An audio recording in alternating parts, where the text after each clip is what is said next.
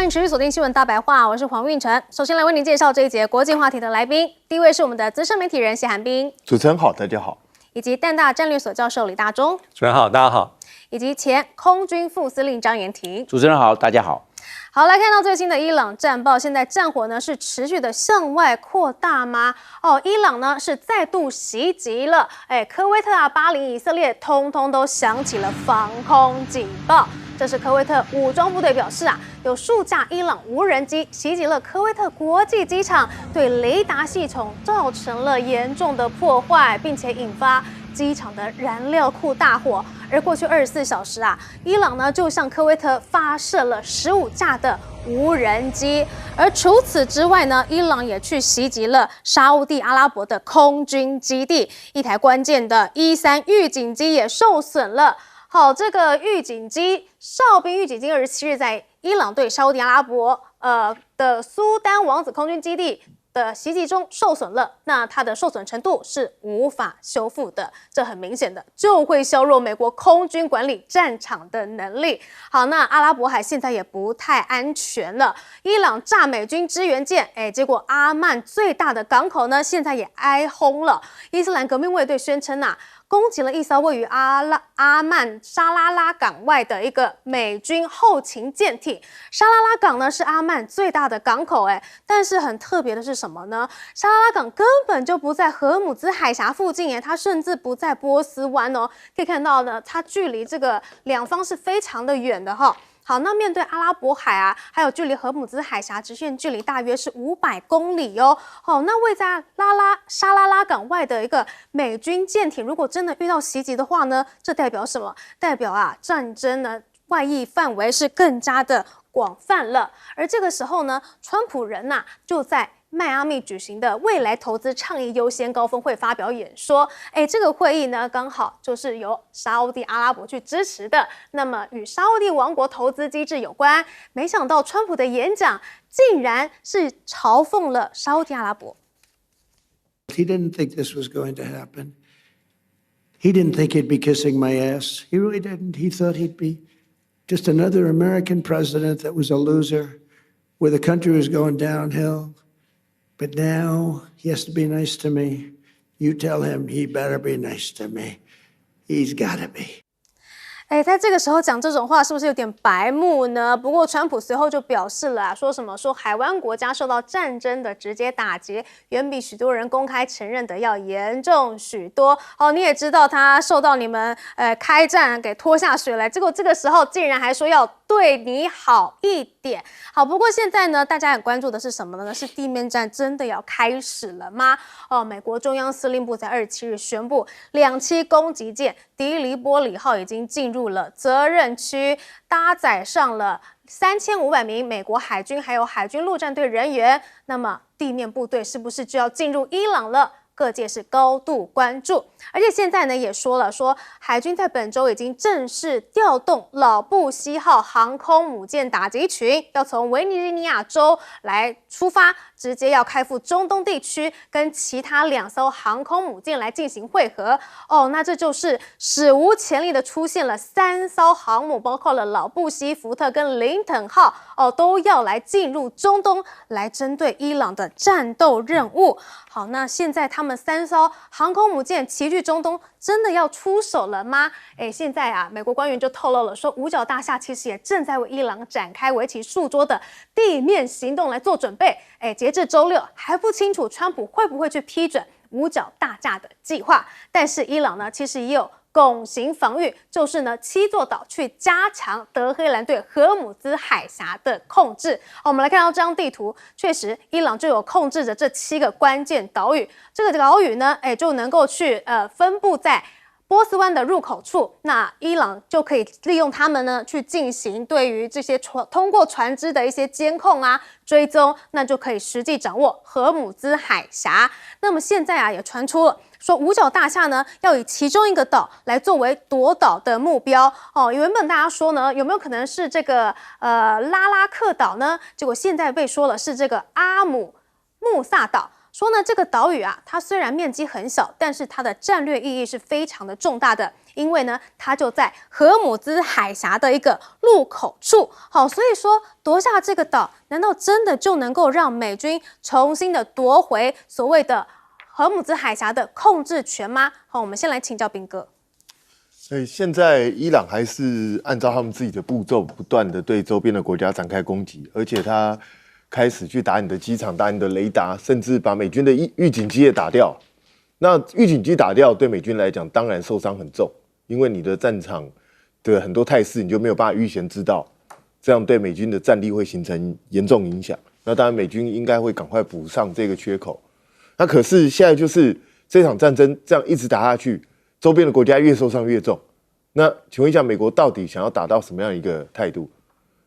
他想要得到什么样一个结果？因为现在看起来，他如果不派地面部队，显然他没有办法终结伊朗这个神权统治。可是他派地面部队真的划算吗？那派地面部队，你要准备要打多久？但是我觉得川普有的时候真的很难去解释他到底在想什么。你在人家的场子、人家办的活动里头去叫沙尔曼 kiss my ass， 这个我觉得沙尔曼是个狠人哎，我觉得川普最好不要小看他。现在当然他有求于你是没有错，可是沙尔曼是那一种君子报仇10年不晚的人，所以我觉得川普最好也不要过度骄傲，过度骄傲到最后有一天形势转变的时候，沙尔曼是会报仇的。我觉得他最好心里要想清楚一点哦。那当然，现在你看到美军的航母过去了，可能3艘航母会集结，那可能有上万名的军力，然后陆陆续续抵达这个伊朗周边。那可是他真的是要去进行夺岛作战吗？这个就是大家一直在疑惑的，也就是对现在伊朗靠着控制这一些岛屿，他去辖制住了荷姆兹海峡的出入。那可是问题是，美国去夺岛，其实对美国来讲并不难。以美国的军力，他要夺这些岛，其实不会太难。问题是他夺下来之后呢？夺下来之后，你自己如果在这些小岛上面驻守，这些岛上缺乏这一些掩体，没有办法让你躲藏，那你在上面就换你挨打。因为伊朗的火炮就可以直接攻击，他连无人机都不用，他直接用火炮就可以打你。那请问一下，你的军队在上面能挨得住吗？这个就是个大问题。然后你守这些岛，你准备要守多久？所以这些对美国来讲都是一些盘算。当然，我相信五角大厦现在已经把各种各样的态势都做了分析，然后大概就呈给川普。那他们大概也应该会告诉川普，采取各种不同的行动会有什么后果，然后战损会多少，那预期的目标是多少？我觉得他们都会去做评估。那现在就等待川普的决定。那重点就是在于川普这个人的决定常常会出人意表，他可能不见得是按照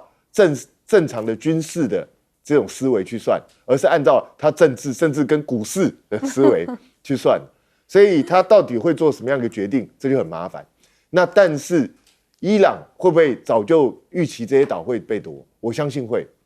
所以我觉得美军恐怕也不要太拖大。假设你真的去攻这些岛的时候，岛上搞不好有一些东西在等着你。也许有一些鬼雷啊，也许有其他的一些什么埋伏啊，什么东西。我觉得伊朗是会做这种准备，因为你看现在伊朗他越打越有节奏，而且是有条不紊的，不断的针对目标在进行对等回击。你打我什么，我就打你什么。你攻我的学校，我就攻你的学校。像伊朗甚至还宣布说，因为之前他们的学校遭受袭击嘛，他现在要打，还先告诉你，你最好我要打你的学校，你们最好离这个学校1公里之外，我不希望有人受伤，但是我就是要打你的学校。所以这样子的一来一回，一来一回，其实时间越拖越久。我看到台湾 PTT 版上面还有人说，拖得越久对中国越不利。我不知道对中国有没有利，但是我只知道拖得越久对美国越不利吧。所以我觉得这个对周边国家都很不利啊。而且周边国家如果美国能够展现强大的军力去保护住他们的时候，那美国在中东的威望是提升的。可是问题是，现在显然伊朗去攻击这些国家的时候，美国没有办法保护他们，对，让他的周边国家一直不断的挨揍。那这些国家虽然对伊朗绝对会感到愤怒，可是他们对美国的威信还这么有信心吗？因为美国显然没有办法保护住这些国家，所以我觉得美国的威信其实也是在下降之中了。川普千万不要误判了形势。好，来看到这个荷姆兹海峡的伊朗7岛联星，真的有可能被美军给破解吗？岛上面是不是有什么东西在等着美军呢？请教张将军。我认为那个美军犯了2大禁忌。第一个，他最怕的是大型的地面战。如果大型地面战呢，那美国军的伤亡就会相对的升高，也比较明显。那他这个就变成他自己缚手缚脚，放不开。第二个，我认为美军怕战损严重跟重大的牺牲。那你就打仗的话，你一定会有牺牲，会有战损啊。那你如果怕牺牲、怕战损，那就不要去打仗。那现在他派的竟然是小规模的海军陆战队跟82空降师，那没有办法形成气候啊。所以我认为他这2个的禁忌把自己给拴住了，你就放不开，那怎么样对伊朗？所以我们到现在来看呢，那美军也犯了一连串的这些错误。第一个，他喜欢夸大战果，说伊朗没有报复能力了，伊朗已经没有战力了。结果没想到伊朗的真实承诺一波接一波，换句话说，美国的战略情报是有问题的，还是说他为了心理战还有新闻战故意夸大，结果跟事实相距甚远，变成他说话的可信度跟真实性下降？那大家可能就久了就不相信。所以我认为这个战争呢，他过度乐观，讲要打4天啊，结果打了1个多月。我判断不是光打到4月哦，如果要进行地面战，可能就要打到5月了。那这样下去的话，对美军会极不利，因为美军是远道而来，远渡重洋，并没有那么轻松。那再来一个，我们认为他时间延宕，没有一鼓作气，因为他逐次用兵，现在还要调，我们还要调这个布希号的航空母舰过来，那为什么没有一次到位？打伊朗，伊朗是个中型大国，国土面积164万多平方公里，非常大。欧洲4个大国，包含英国、法国、德国、意大利，通通加起来的面积也只不过155万平方公里，还比伊朗小。所以伊朗是个大国，派2、3航空母舰哪够啊？会捉襟见肘，会感到兵力不足，就会变成逐次投入，那这样子就没办法达成关键性的战果。再来就是说反导系统也不够，你看它的这个E3的哨兵式的这个预警机、空中预警机，这是最新型的，比 E2D 还要多功能，结果还被伊朗的无人机给炸到，可能短暂时间是没有办法完全修复，也就是在伊朗战争这一场，它是没有办法再发挥功能的，一定要还从美国本土来调拨过来才有办法。所以这样子来看的话，咱们整个的战略情报判断是出了重大的问题，可能报喜不报忧，让川普做了错误的战略判断。那我认为这个可能性非常的高。再来就是我们可以看到说，他的到现在为什么没有看到美军要准备战略预备队？不是海军陆战队31远征军上去了，或者80空降师上去就够了。战略预备队先摆到前面，兵力不足的时候，美国陆军要上去，赶快上去，要不然你这个战略预备队能够在没有状况之下，你前面孤军深入或火力不足，那你这样怎么样会让伊朗做屈服了？很多的整个战略的节点，我认为美军都没有做得很好。那现在他要去夺这个拉拉克岛，夺的意义，我到底战略目标是什么？夺下来有什么意义？那么多岛屿，那伊朗在它的海岸线还有它的这个内陆有地对舰的反舰飞弹，也可以发挥封锁这个荷姆斯海峡的能力啊。所以他夺拉拉克岛有用吗？造成美军伤亡，夺了这个岛屿却没有发挥它的战略价值，那它的评估在哪里？因为波斯湾有那么多岛屿，你夺一个小岛会产生关键的影响力吗？我认为这个大有疑问。所以我认为美国应该做一个专家的战略研析跟判断，再做战略决定，不可以草率用兵，要不然的话，这战事还会再延宕，不是4天变4周，然后4周变成2个月、3个月都有可能啊，那不是变成逐次投入，造成美军更大的包袱，反而作战节奏被伊朗所掌握的顺风顺水，那对美军来讲会产生明显的牺牲，就比较不好了。好，美国跟以色列把中东各国给拖下水，结果现在竟然还对沙国的王储是这样子的态度，难道这些中东国家跟美国方的关系，他都不担心会生变吗？请教李大中老师。那其实我们看好，其实从去年开始，其实美国跟沙特阿拉伯关系是密切的，包括川普的这个中东出访啊，沙特阿拉伯就是他重点出访的对象。而且当时谈了很多能源的合作，还有包括像各式各样的一些投资似乎双方已经在修补关系，因为拜登任内期，美国跟沙烏地阿拉伯其实关系是比较有疑问的。但我觉得现在川普对于沙烏地阿拉伯这样间接的批评，多少也反映出可能美国认为说目前他对于美国重要的盟友还有伙伴的表现是不满意的从美国从一开始说这个荷姆斯海峡打开封锁，不能只靠美国每一个国家都要尽一份力气，那他批北约批欧盟，那可能某种程度也是批判在这地区里面那些美国最重要的盟友伙伴，你们表现的不如美国的预期等等所以我觉得川普的这样的批判可能也反映出他对目前战争陷入焦灼，可能要迈入延长战的一个忧心，或是一个心中的一个不满。因为很快时间过得很快，228到现在马上进入到第5周就会进入到一个新的一个阶段，而且基本上很明显，这次的冲突已经外溢了、扩散了，而且并不是往我们前几天还有预判说有可能要怎么讲降温，因为川普一直在暗示说要谈判，已经在谈判，可是这几天就没有那样的氛围了而且美国的打击这个规模越多，以色列是如此。同时，伊朗的报复、伊朗的反击也没有任何收手的这个味道在。那第二点是其实到目前为止我们看美军的一个战损尤其是以空军而言从一开始呢3架 F-15的确是被科威特这个防空系统所误击之外，基本上美军也有一些怎么讲一些伤害了，但是这伤害可能在数目上不是很多但是从历史上来做比较还是不能够小看比如说它的 F-16伊朗前几天说有击落，但美国没有证实。那还有包括 F-35是被击伤安全的这个返回，还有包括这个E-3这个空中运行管制机，还有包括空中加油机，这些大部分是在地面上被击毁或被击伤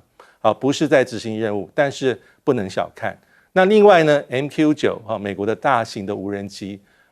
主要倒过来，它是在执行任务的时候被击落，那少部分是在地面在机场里面被击毁或击伤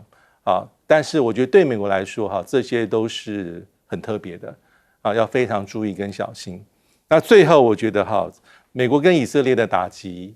也数目很大，因为美军现在打击11000个目标，以色列是3000多个，基本上双方有一定程度的默契，分进合击但是拖越久对于美国我觉得是还是不利的。好，拖越久越不利，所以夺岛地面战真的有可能会发生吗？我们休息一下，广告之后继续谈。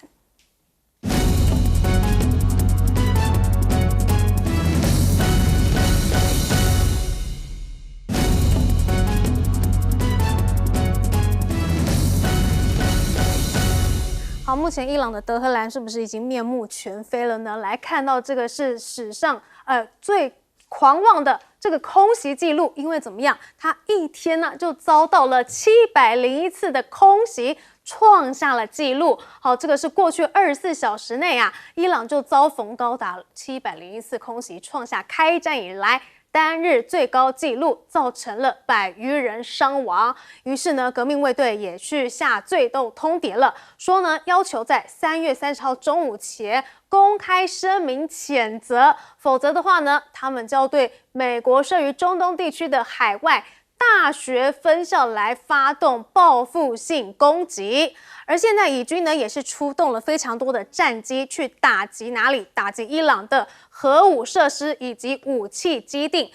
以军呢是出动了50余架的战机3波打击持续了数小时，目标分别就是位于阿拉克的重水工厂，还有位于雅兹德的一处用于生产铀浓缩所需要爆炸材料的特种设施，还有一处武器生产基地。而现在呢，是不是美以的无人机也都越来越难以应付了呢？伊朗的通讯社就报道呢，说有一架以色列的 Orbiter 3无人机在伊朗南部的上空被击落了。好，那美以军的长航时无人机最近呢出现次数开始下降，原因可能就是因为他们被击落的架次是越来越多了。好，那除了这个以色列的无人机之外呢，刚刚说到了美国的无人机，也都被伊朗给击落了吗？来看到伊斯兰革命卫队就声称了，说呢他们的防空部队啊，在该国南部空域击落了一架美国 F-16战斗机，还有一架 MQ-9死神无人机。声明也补充了说呢，美国中央司令部啊也承认了他们的 F-16战斗机呢就是攻击的目标。好，那现在呢，伊朗也对以色列内啊有多处的战略目标发动了大规模的无人机打击，他们的行动重点呢，打击了海法的电子战与雷达中心哦。这个雷达中心呢，就是相控阵雷达还有卫星监测设备的一个核心基地啊。那如果打击的话呢，就直接削弱了以军的防空拦截能力。而这个时候啊，就连古本里安机场的燃油储存库呢，也是一样，再次遭到了轰炸，导致啊美以战机燃料的供应呢，就陷入了一个严重的困难。好，那这个时候呢，起初以为有一个伊朗的弹道飞弹呢，也去袭击了哪里呢？以色列的尼格夫。但是很奇妙的是什么呢？原本以为啊，它是要瞄准哪里？太阳能发电站，但是呢，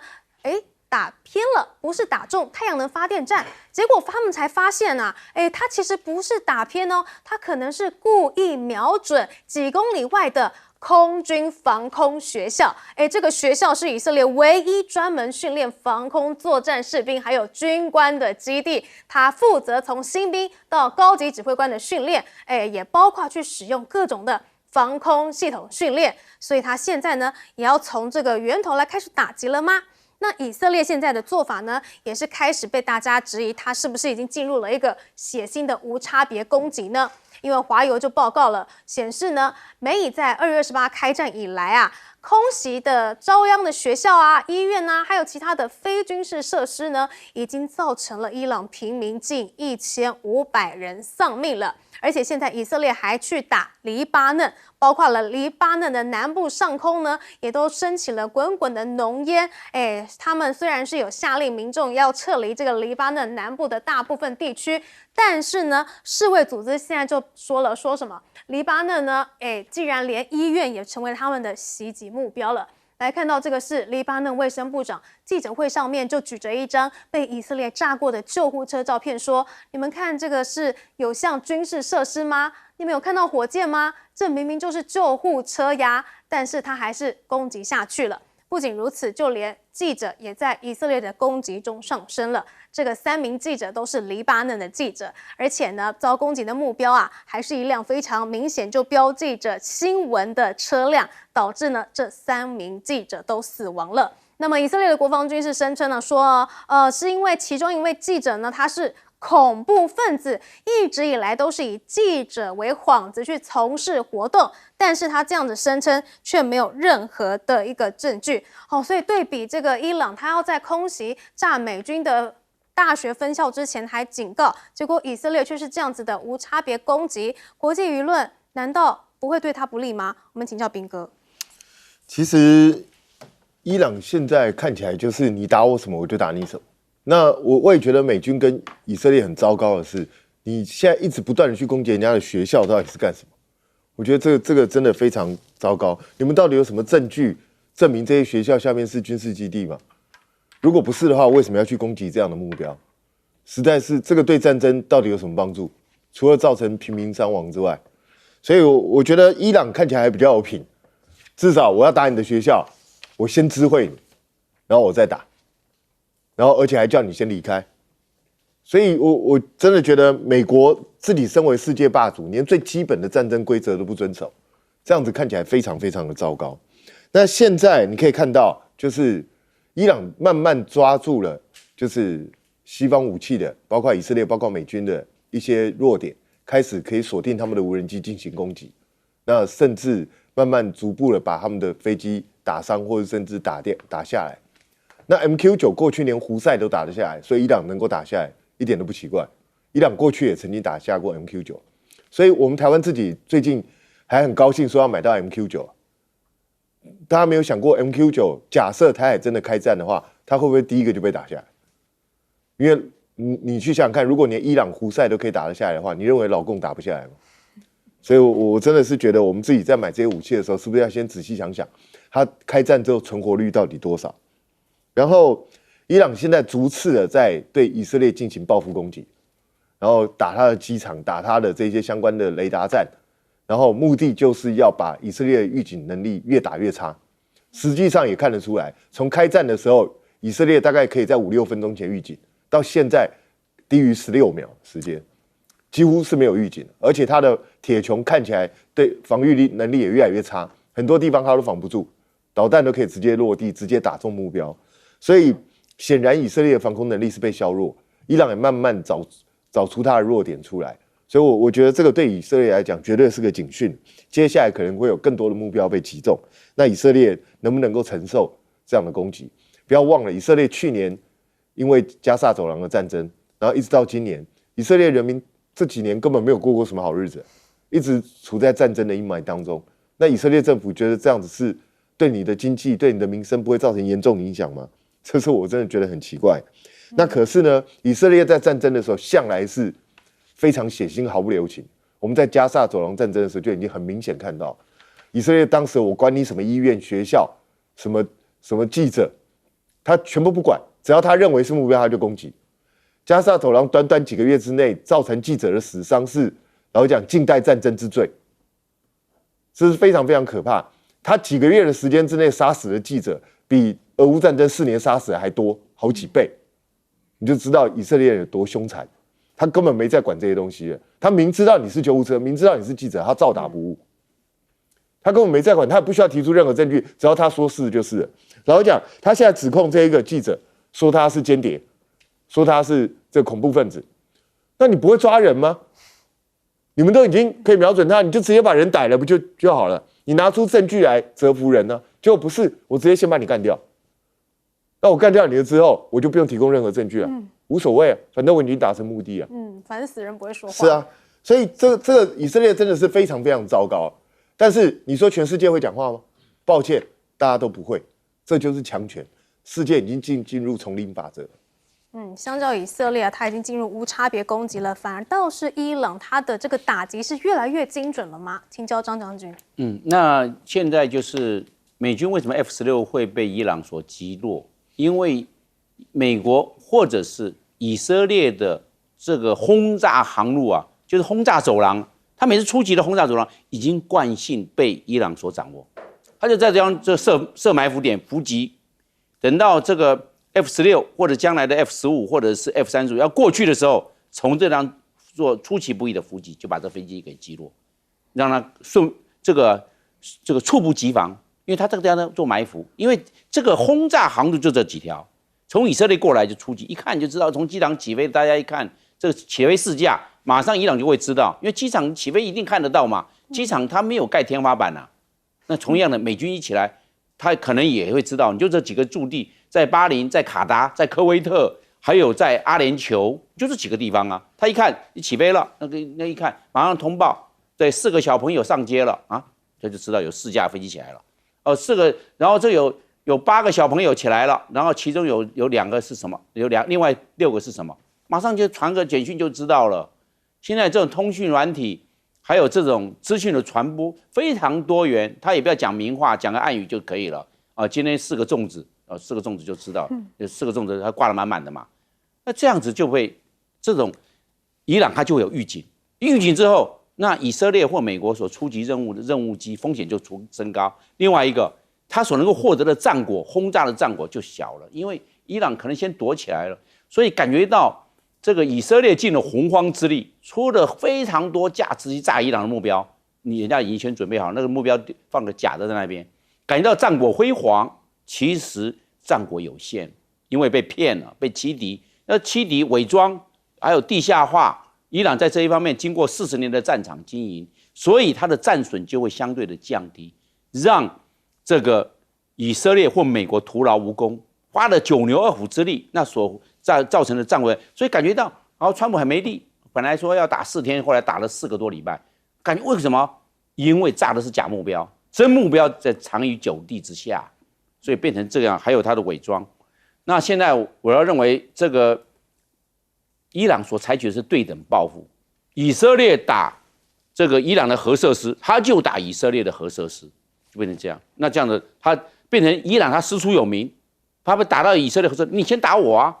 同样打炼油厂，也是以色列打他的炼油厂，或打他的这油井，他也打他炼油厂跟油井。那现在是变成学校了，以色列去打他的学校，他现在开始打以色列还有美军的这些大学。他讲：“我准备要打你们学校了，你们先打我学校。”所以变成在话语权上面，伊朗略占优势，因为他是被动还击、对等报复，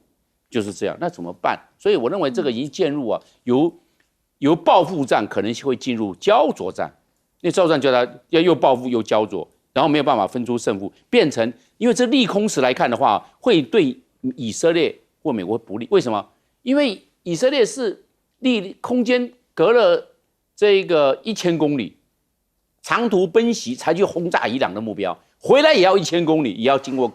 空中加油，才回到以色列的空军基地落地。所以啊，变成了利空时来看呢，就比较对以色列跟美国比较，对伊朗方面，反正我就在家里面，我等你嘛，我以逸待劳，我先布好天罗地网来这边等待。所以来看长时间耗下去的话，那个美国跟以色列是4倍公办。不过现在美以联军为什么都去炸这个贫民区？难道是因为他们已经炸不到伊朗的一些重要的目标了吗？我们请教李大中老师。对，我觉得现在从228到现在，很明显是美以跟这个伊朗基本上是以牙还牙，以眼还眼。好，而且这个打击的目标是越来越这个怎么讲，越涵盖性非常非常广。哈，一开始以伊朗的打击而言，一开始对于这个周边国家的这个能源设施还是比较忌惮的。他并没有全面放手，可是他开始打击的非常广。那与此同时，其实以色列对于伊朗境内的能源设施打击也是一样的。所以如果是再这样往下走，基本上就比较难以乐观，看不到任何的这种降温的这种征兆或是一些征候，就是会持续的上升。那刚才有特别提到说，其实美国跟以色列是应该有一些某种程度的分工。但是美国的这个军事能力大概在能量上还是大过以色列很多，好，所以到目前为止，美国所宣称打击的目标是超过11000个，那以色列是3000多个，而且一开始可以看到双方的重点还是有所差异的。对以色列而言他在第一波这个主要打击对象就是伊朗的高层，斩首行动这个政治还有神权，包括情报、军事的首长等等等等。其次，以色列比较在意的地方就是核子设施，要一劳永逸把它铲除干净，包括研发。那其他就是弹道飞弹相关的能量等等。那对美国来说它的能量比较大，它是全方位要去削弱这个伊朗的这个军事能力。那但是到了这2个礼拜，很明显看到它有个重点是放在要能够去怎么讲摧毁任何这个伊朗跟他封锁荷姆兹海峡相关的军事能力，成为美国首要的打击对象。好，这是一个差别。但是刚刚特别有提到说，那美国有这么多一些军事的部署，其实现在最关键的地方是，除了这你来我往的这种空袭、精准打击之外，美国有没有可能准备大规模的地面行动？我觉得到目前为止，我们在局外人都只能是一个想这是未知数因为这是川普的一念之间川普的决断。但是重点是要采取大规模的地面行动，就像刚才将军所说，你一定要准备好能够待命好。那目前来讲，好像还没有到那个地步因为这个第31陆战队的这个远征队从冲绳出发，才刚到目标区。从加州出发的第11陆战队远征队还在路上。就算把这2支部队加总在一起，也不过就数千名的陆战队不管是你要去夺岛或是哈格岛，或是控制波湾周边地带，我觉得都可能还难度蛮高的。所以现在美以联军不断的对贫民区来进行轰炸，这换来的是胜利，还是其实是反战的一个难以停止下去的仇恨？我们休息一下，广告中马上回来。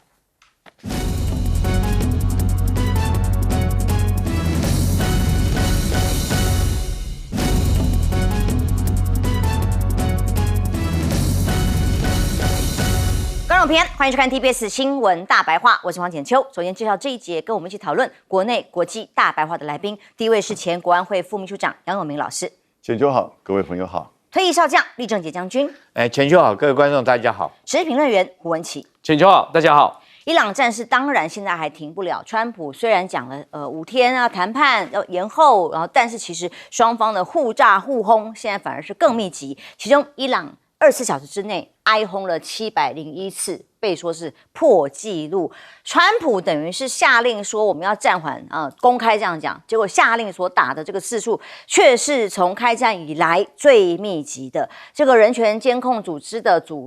估算，目前这个701次空袭已经是单日最多。那么空袭的对象包括了能源设施，包括了当地的大学。伊朗革命卫队对美国下通牒，要求在当地时间3月30号中午以前，要美国你去谴责。如果这个是以色列干的，不是美国干的的话，那将会袭击美国大学在中东分部的分校，作为复仇。这当中当然分校的数量可不少，所以可能会影响到美国在中东地区这里就学的年轻的学生哦。所以当伊朗的弹袭美军也持续进行，造成了重大损失。这个是E3空中预警机的画面，直接被炸成2半了。除了这个，还有无人机也被发现被炸毁。同时，伊朗也不断的发布到底做了哪些攻击，这一波一波已经到了85波的攻击跟轰炸。伊朗革命卫队还声称击中一架美国 F-16的战斗机，位置是在法尔斯省南部击中的。随后，它虽然被击损还是飞到了沙特这里的基地，要实施紧急迫降中途却坠毁了吗？那么现在美国到底要怎么样？刚刚前一段我们提到了川普自己讲，下一个是古巴，已经往古巴走了吗？又要叫媒体不要报道，又说还是古巴到底是不是已经乱了脚步？而那这个重要的决策有没有地面部队？现在既然已经抵达了中东，2500个陆战队员究竟是不是准备要轰炸登陆作业，准备展开哈尔克岛？白宫跟军方过去1个月持续的密研，根据美国的各种媒体的报道秘密的研究，这个2500人进驻之后，是不是就可以把荷姆斯海峡拿回来？这个任务呢，并不是为了全面的占领，而是透过特种部队、正规部队混合编制，来针对威胁商业航线的飞弹基地进行定点的清除。先前钻地弹把这个荷姆斯海峡沿岸的陆地诈骗了，但是并没有武装解除，难道占领哈尔克岛就可以吗？当然，白宫发言人李威特赶快说，现在还没有做出决定，就等川普点头。当2500名陆战员到了的画面7舰艇也抵达了中东，开战1个月，已经进入第1个月之后开始第2个月咯。那么美海军陆战队的这个动作跟画面，现在到底要往哪里去，要做什么，全部都只能待命。所有的内容，还有现在到哪个位置的时候都没有对外公布。不过这个伊朗方面可是呛得很酸，哇，超酸！我看到这个发文的时候，他直接呼吁 Hollywood Army， 你们这些美国好莱坞大军，我们欢迎你们来了。同时发布的影片当然是他们自己部队的雄壮威武，然后告诉他们说，我们等你们等很多年了，没有再怕的，来吧，我们准备好了。最后还有个温馨提醒，那酸到最高点。不要忘了带尿布哦，酸什么大家都知道。所以伊朗对这2500人是准备好在等的啦会不会真的发动陆战的部队？我们等着看，也会让战事产生完全不同的变化。因为连美国退役海军少将在分析这件事情的时候，都担心，如果这些美军真的登陆哈尔克岛的话，就会成为火把，那将会另外成为伊朗杀害成群美国人的机会，会是一个炼狱。而在 G7 现在正在举行，欧洲国家对于这场战争的态度由美国国务卿卢比欧去现场跟欧洲这边联络，希望进一步，我们也要你们参战但要你们一起来加入关于荷姆斯海峡的保卫战，包括护航等等的。但是这个报道里面 Axios 里面的报道，其实火药味十足的一次谈话里头，很多国家的这个领袖都质疑说，你们美国不是说要对俄乌战争赶快要画上句点，要结束了吗？到现在1年了，都还没有结束，你现在要我保证另外一件事情吗？双方针锋相对，当然对于欧洲要去参与的这个需求很难得到认同。所以川普想撤军伊朗，其实他口已经不是1次了，好几次了，但问题就是没那么容易。美联社提出来几个疑点目标没办法达成就没办法退包括他提出来要彻底瘫痪伊朗飞弹能力他还在打，你怎么喊胜利？还有摧毁国防工业基础一样，歼灭海空实力就完全无法，或者永远不允许伊朗接近核武门槛，或者是最高规格保护中东盟友，怎么保护？现在中东盟友通通被炸了，那是因为美国。那同时，这个荷姆斯海峡如果像上一节我们提到的红海也被控制的话，那就是全球的能源都被掐住了喉咙。将军。当然，美军现在有2支2栖攻击舰队，一个迪里波里号，另外一个全势号，另外82空降师也准备动员1个旅。那目前我知道的是，82空降师师长已经到了中央司令部这边正在开会研拟作战计划。所以我认为美军遂行地面作战的可能性是非常的高的啊。那到底美军在地面作战会采取什么行动？按照目前计算的话，2支这个陆战队再加上一个这种空降旅，总共加起来将近地面部队有1万个官兵。那他会采取什么样的行动？我在这边跟各位做个分析。如果说按照美军自己的说法来讲，他有4个行动方案。第一个行动方案就是夺取哈尔克岛。那这个第2个行动方案它就是要夺取这个在这个荷姆兹海峡外面封锁荷姆兹海峡的外海，让伊朗自己的油也送不出去那第3个跟第4个方案分别是夺取这个阿布穆萨岛跟这个拉克岛这4个岛，在这个地方来开放荷姆兹海峡。那我认为这4个方案来讲的话，最可能的行动方案是夺取拉克岛，用地面部队就是2栖攻击舰队夺取这个拉克岛。为什么呢？第一个，就任务而言的话，现在很明显，美军最急迫的任务是要开放荷姆兹海峡，让荷姆兹海峡通行。那你如果说是去夺哈尔克岛，你可能可以这个跟伊朗谈判交换这个目的是只是切断伊朗对外的这个作战的能源，切断它油不能够外卖，跟封锁这个地方的意思是一样。可是你仍然这个荷姆兹海峡仍然没办法开放，你要开放这个荷姆兹海峡的话，势必就要控领这边包括格斯姆岛、拉克岛，还有这个阿布拉萨岛这几个岛你必须要控领住。这第一个就任务而言，我认为必须要夺取。你那2个你达不到你的作战目的，目的就是要开放这个岛。那第2个，我们就这个伊朗可能采取行动。你打仗你不能光想我自己要怎么打，你要想象敌人会做什么动作。那现在以伊朗来讲的话，当然很明显的，它可以利用格斯姆岛这边它已经有的基地，在这个荷姆兹海峡这边布雷，这是第一个手段。但是目前看起来它好像还没布雷，因为它会开放一些船只通过的话，代表它还没有完全的布雷。第2个，它可以用快艇对这些油轮做攻击。那第3个，它可以用无人机攻击这些油轮那这些方式，如果说是这个伊朗采取以上我讲的各种行动方案，你控领了拉克岛，是不是在这边部署了这个拦截导弹、拦截无人机的这种导弹，或者是无人机？现在有一种无人机它可以拦截无人机，你部署在这边就近就可以拦截到这些无人机。那第2个，你控领了这个岛之后，可以移岛制海，在这个地方我起降我的阿帕奇直升机这个对你这个在准备出来布雷的这个快艇，我就飞机上面的机炮对你来实施扫射，或者 A10攻击机来对你们这些舰艇来实施攻击跟扫射。当然如果说是你用这个布雷的方式，我可以对你的布雷的快艇也可以做攻击。你用快艇来攻击这些油轮，我也可以控制到。第3个，我认为就这个美军来讲的话，它的兵力部署夺取拉克岛的有什么好处呢？第一个，它的舰队不用通过荷姆兹海峡，它舰队在这个地方就可以对拉克岛发起攻击，避免自己深陷通过荷姆兹海峡的危险。那第3个你看，如果说是这边有一个拉克岛这边大家注意到这个地方是阿曼，还是美军的基地？那在这边有美军的，包括巴林的第5舰队，还有这个在卡达的乌代尔空军基地，所以这个地方的制空制海还是在美军的掌握之中。如果他的2栖攻击舰队停在这边，大家可以注意到，2栖攻击舰队他夺取这个岛之后，再夺取在阿曼的这个突出部这个位置等于是形成一个三角，互为犄角，相互可以掩护支援。就是这个舰队可以掩护这个岛作战，那这个岛可以可以解封荷姆兹海峡。所以我认为如果说是这次美军要采取行动，我认为最大的可能行动按照我自己推算是这个夺取拉克岛的几率最高。那当然现在还有一个可能性就是这个川普讲了，他说要延后10天大家都在说他是不是又 taco 了？其实我不认为他 taco，我认为他大概你算好，他为什么讲10天？我觉得10天之后刚好2栖攻击全4号的2栖舰队到哈，然后他的后勤部署跟作战的这个战备集运也可以完成准备。所以我个人研判哈，这个美军的动手可能就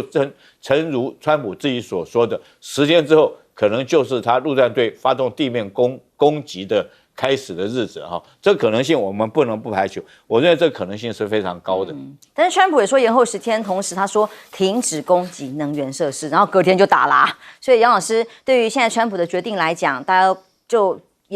最核心的当然是荷姆兹海峡究竟运油能不能顺利。现在伊朗跟美国之间呢，好像一个胆小鬼游戏，也就是2个车子这样相互的面对面往对方开去，在赌谁先转弯，谁先退后，谁先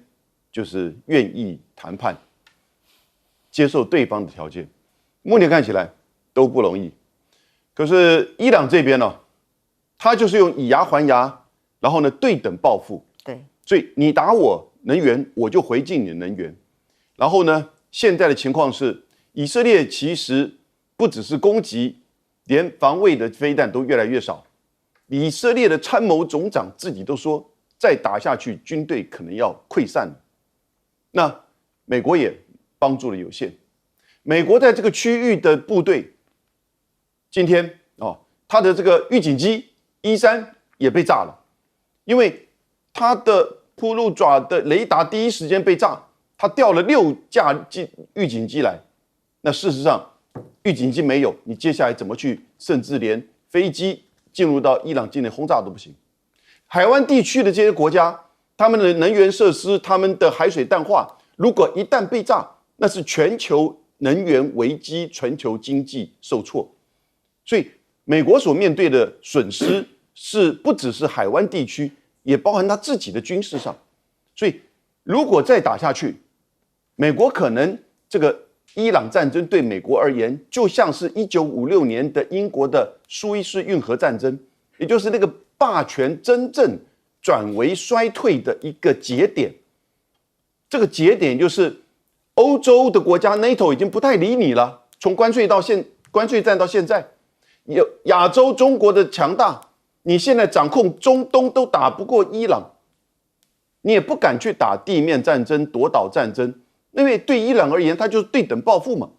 那你说我要持续的威胁轰炸伊朗，让他退却，让他的支持度减少，能够吗？现在光美国已经轰炸伊朗11000个目标，死亡1500人，受伤2万人，你再炸下去也就是如此。所以他们就威胁说，所谓的地面部队，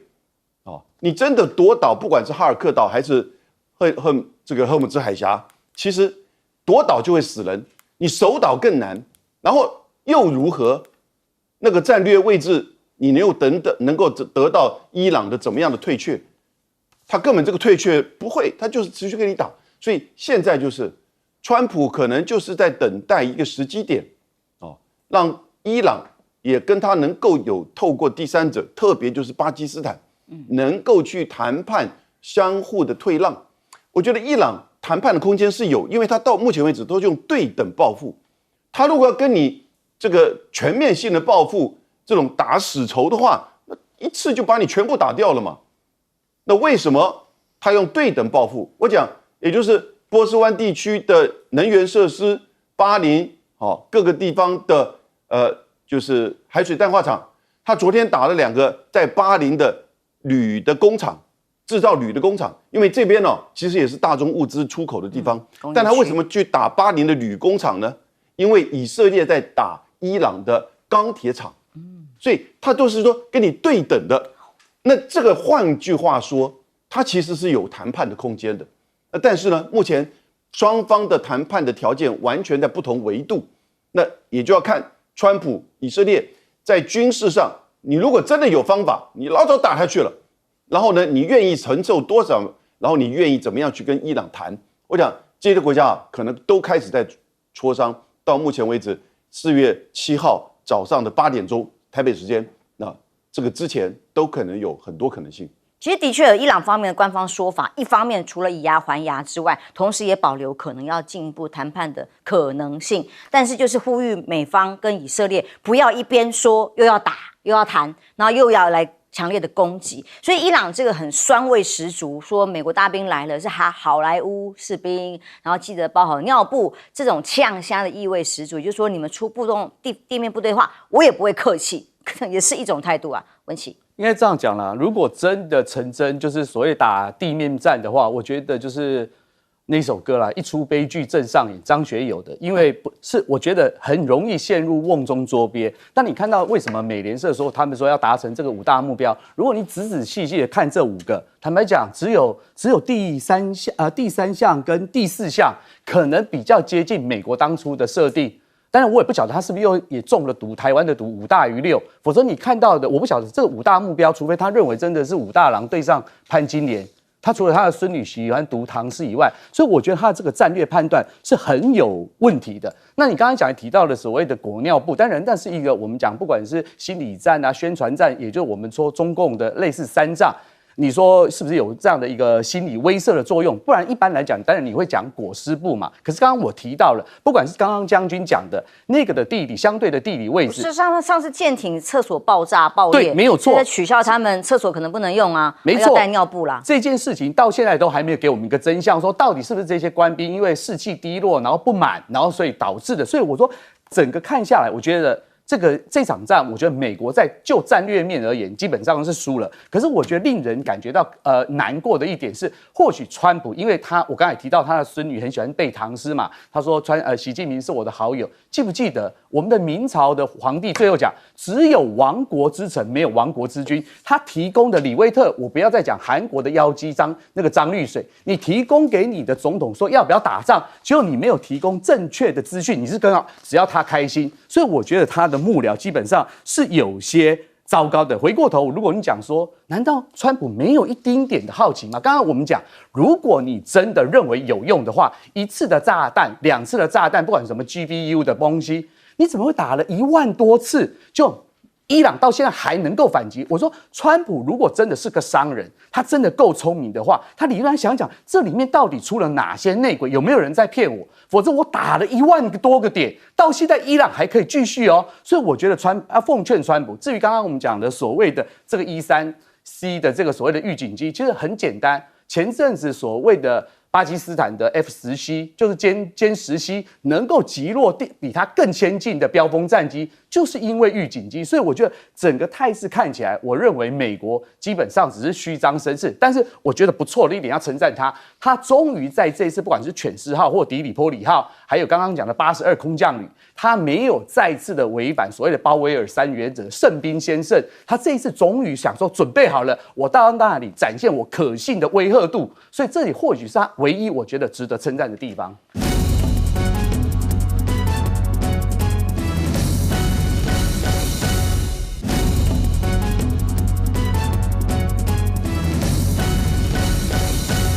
再来看到川普白宫记者会里面还在吹嘘哦，那个我的航空母舰，你知道有多少飞弹打过来吗？101枚，但我每一枚都被拦截下来了，打不到。好，强调是多么厉害，现场还响起了掌声。结果呢，现在最新伊朗宣布已经成功击中了美国的军舰。根据伊朗的塔斯尼姆通讯社指出，伊朗革命卫队成功击中的停在阿曼的附近的美国军事支援舰。但目前美方部分呢还是没有做出回应，通常都会立刻否认的，但这次还没有做成回应，所以伊朗军方说现在继续打击，虽然主要目标是以色列，但美军所在地也都要打，包括杜拜有2处美军的隐匿地点，伊朗宣称过去几个小时已经在阿联酋杜拜这里2处隐匿据点呢，都是有几百个人、上千人等等的位置是美军聚集地，造成美军严重伤亡。不过这一点美军倒是立刻否认哦，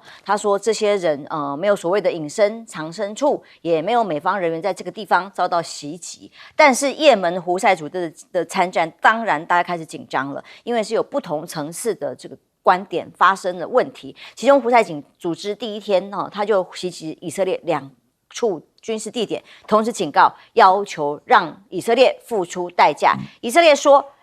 已经针对胡塞参战做好准备，警告任何攻击以色列的行为都要付出代价，互相要付出代价，包括全球吗？川普现在威胁的是什么？欧洲、北约国家上个月底决定对伊朗动武之前，并没有跟欧洲盟友征询过意见，没有打过 pass 啊。但是北约内部很多的领袖对这个行动不满呐，那以至于川普要大家一起加入北约第5条约集体防卫承诺，要他们履行。可是呢，他们都持续的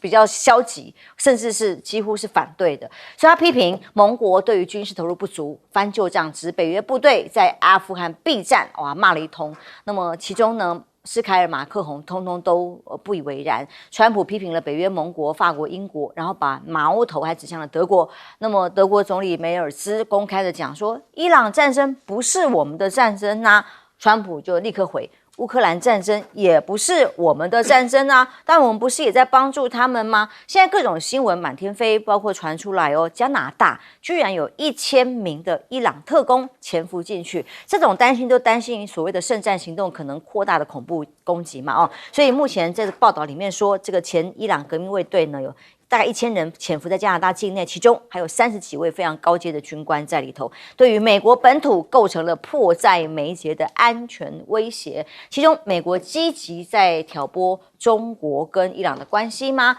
美国资深外交官伯恩斯突然冒出来讲了这些话，他说这次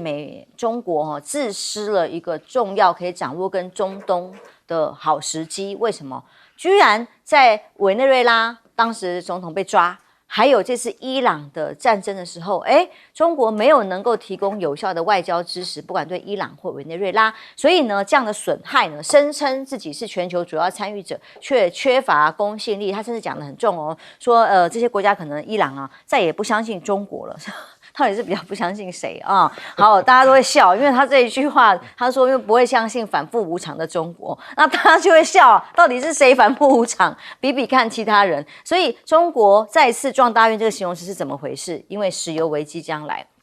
刚刚讲如果荷姆斯海峡、红海通被封，还得了？油价飙上200也不稀奇。所以这个中东乱局的能源风暴核心特征，就跟上一次的石油危机几乎被形容是一模一样。那大陆因为70%所谓锂电池、能源车，所谓的绿能系列的核心竞争能力，突然会被关注了起来。将军。我们先看这个塞拉拉港在什么地方这个很有意思。导播这边看一下塞拉拉港居然是在，各位看一下阿曼，这是上面是荷姆斯海峡，它居然在这个地方我大概地图上面量了一下，它这个距离荷姆斯海峡最少也有500公里以上。那它不是，我们都一直以为是在荷姆斯海峡周边的这种港口，不是，它在后面这边港口居然这个伊朗的导弹我认为是应该是导弹打的，才可以飞到500-600公里这么远击中港口里面停了一艘船那代表什么意思？我觉得几个含义。第一个，伊朗哪来的这个卫星情报？谁告诉他说这边有一条军舰停在这个地方？他一定不是拿望远镜看的嘛。但你看隔500-600公里，一定有某一个背后有个国家提供他卫星影像的情报，告诉他你这条船在这个地方。这第一个这值得我们后续做一个战略去探讨的。第二个来讲的话，我认为很明显的，美军来讲掉以轻心你在港口那边，你可能停在这个位置，你就可能我这个地方是安全的跟度假的心态就没有完成戒备。跟当初在美国在伊拉克基地那个营区里面被无人机攻击到是同样的道理。无人机事实上是非常容易拦截的，你在那边摆一挺这个对空监视哨5零机枪，你就可以把它打下来，它时速只有100多嘛。那结果没想到居然用无人机对它造成这个6个官兵的阵亡那同样这套军舰是不是也是代表说美军是掉以轻心的？另外我们刚刚前一节有讲到各位知道这个美国的预警机1-3预警被打掉有对美国战力有多伤吗？其实预警打掉，各位这次打的是支援舰，然后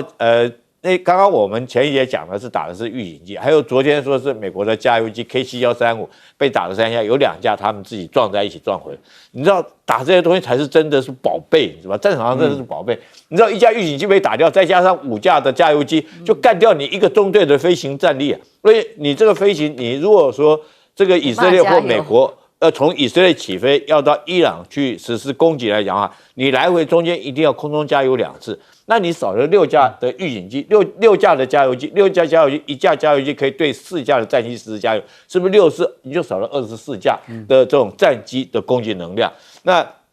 你的预警机被打掉之后，你就没有空中预警的能力。那同样，这艘支援舰，我觉得这艘支援舰停在这边，你看停在这个港口很明显是在帮谁做补给支援呢？一定是在对林肯号做支援嘛？林肯号这时候停的位置应该在安曼湾的外面那个地方。那他官兵，他虽然说核子动力，他不需要加油，可是他官兵还是要吃要喝啊。他一直长期在海上，他又不敢靠近来被伊朗的导弹打到，所以他一直停在外海。那如果说以现在停了3个礼拜，那官兵还是要吃新鲜的食物啊，要饮用水啊，所以我认为这艘支援舰是在对林肯号做补给的动作。那之后来讲的话，如果说全4号或者是迪里波利号来的话，也是很重要一艘支援舰。那这艘支援舰如果说这个被打掉，那林肯号的官兵吃不到新鲜的水果。我跟各位讲，那真的是会造反的。福特号不就是这样吗？对吧？你长期部署在外面，以美军这种少爷兵的这种个性来讲你没有给他新鲜的水果吃，没有给他好喝的矿泉水，我跟你讲，他就给你厕所马桶随便给你乱，就造成马桶堵塞，甚至于洗衣房给你放火，放了火又救火又大家还不认真去救火啊，故意消极抵抗，让这场火烧了30个钟头这个所以大家不要小看这艘支援舰被打到，我觉得伊朗是瞄准它的后勤设施在打。现在来讲作战如果说能够射人先射马，擒贼先擒王，将你的后勤设施打掉，对你林肯号的战力会造成很大的影响。相比之下，跟美国的战略真的是立刻感觉这个非常有步骤。休息一下，马上回来，差别很大。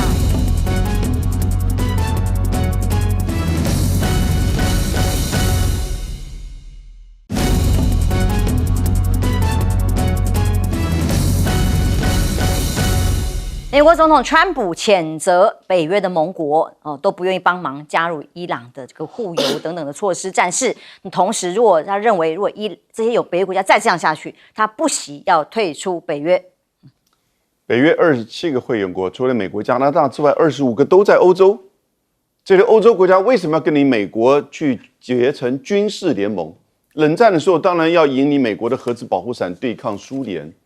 形成2个集团。冷战之后还是维持呢，因为还是有俄罗斯的一个威胁。可是军事联盟所以很清楚，是寻求生存跟安全，不是送死联盟啊。那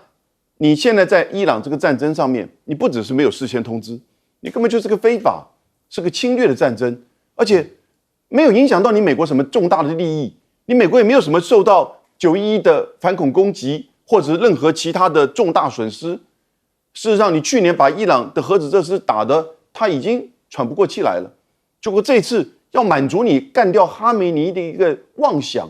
你就以为伊朗会瓦解，结果你现在遭受到这种打击，你自己遭受不住了，全球的油或者是整个中东地缘政治会被你毁掉了。你这个时候叫我们北约去介入，我们不是去送死吗？怎么可能这个时候去护航？最谄媚的高市早苗在白宫极其的谄媚去支持川普回到日本，说不会派遣任何的军队，等到停战之后，我们也许会去帮助日本的船舰，都是为自己国家利益嘛。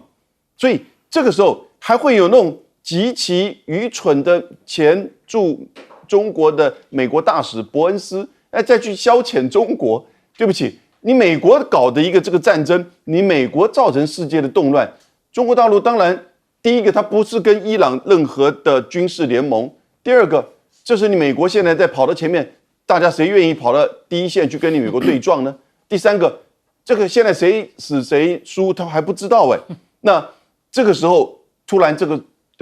跑来去消遣中国，我觉得这个尤其在我们在台湾呢，有一些言论呢，就觉得说，好像伊朗战争不管谁输谁赢啊，最大的输家就是中国。可是事实上呢？事实上，在中美对抗的时候当美国开始受到影响的时候，赢家往往是中国啊。这个实际上并不是像我们想象的那样子。好，我们休息一下，马上回来。